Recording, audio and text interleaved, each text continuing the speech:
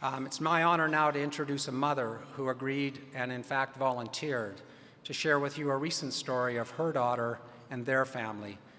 Please welcome Kathy Krug.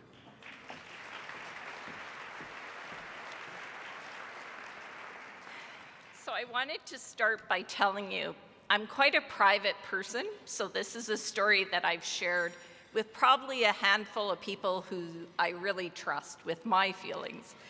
This is the first time I've talked about this publicly, but I feel very passionately about it. At the heart of my story is Alexandra. So Alexandra started her life as a really energetic, gregarious, confident child. And she also was a very sensitive child. So when she was in elementary school, she would come home and tell me stories about how girls were mean, but it was okay. She went down by the fence and cried and nobody saw her.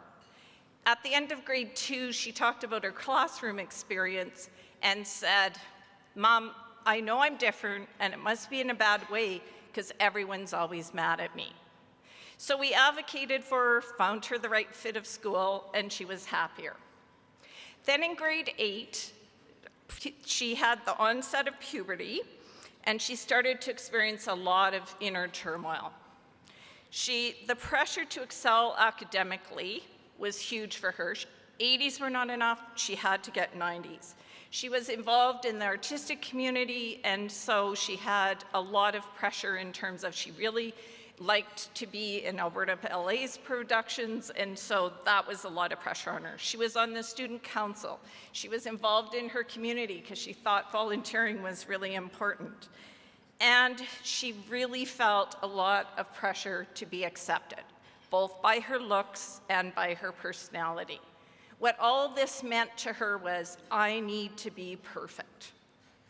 So her giftedness also presented a double-edged sword, because when you tried to take the pressure off her and say, just do your best, it doesn't matter, what her best was, in her mind, was to be exceptional.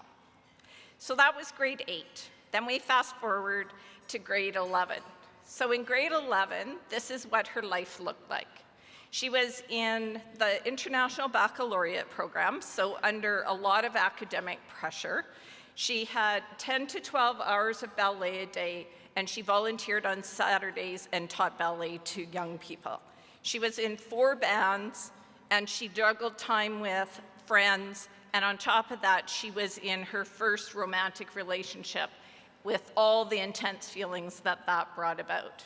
No one human being could actually do that without consequences. So this is what the cost was. First, she had constant headaches.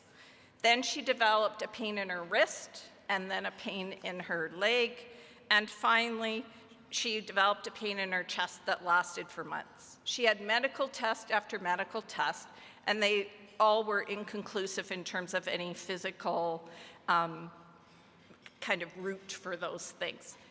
So that led us to believe then it had to be psychologically based. So I consulted with our family physician. I consulted with counselors through ASSIST program, which helps lawyers try to find the right people. And most of the messages I got were, well, there's nothing you can do until Alexandra decides that she wants to get help. In fact, that was proven not to be true. There were lots of things that could be done.